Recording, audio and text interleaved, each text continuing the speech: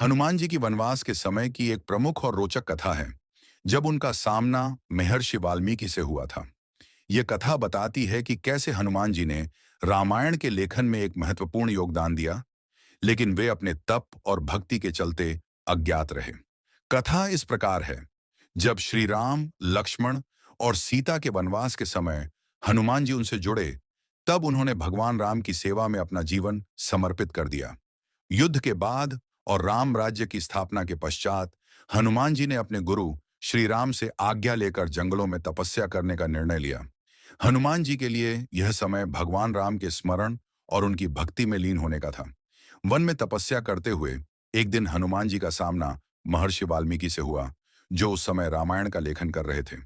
महर्षि वाल्मीकि रामायण की रचना से अत्यधिक संतुष्ट और गौरवान्वित थे।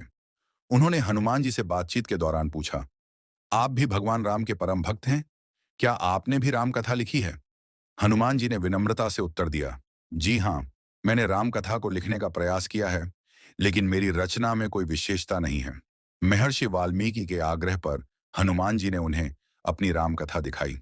वह कथा भगवान राम के प्रति हनुमान जी की गहरी भक्ति और प्रेम से भरी हुई थी, और इतनी सजीव और स्पष्ट थी कि पढ़ते ही महर्षि वाल्मीकि अभिभूत हो गए। हनुमान जी ने पत्तों पर रामकथा लिखी थी, जो उनकी निश्चल भक्ति और समर्पण को दर्शाती थी। वाल्मीकि जी ने जब इसे पढ़ा, तो उन्हें लगा कि यह रचना उनकी रामायण से भी अधिक उत्कृष्ट है।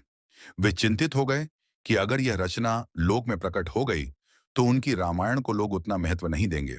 महर्षि वाल्मीकि की इस चिंता को समझते हुए हनुमान जी ने विनम्रता पूर्वक अपने हाथों से उन पत्तों को नष्ट कर दिया।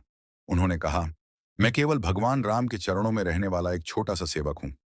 मेरी राम कथा का महत्व मेरे लिए भगवान की सेवा में है, इसे लोक प्रसिद्धि की आवश्यकता नहीं है।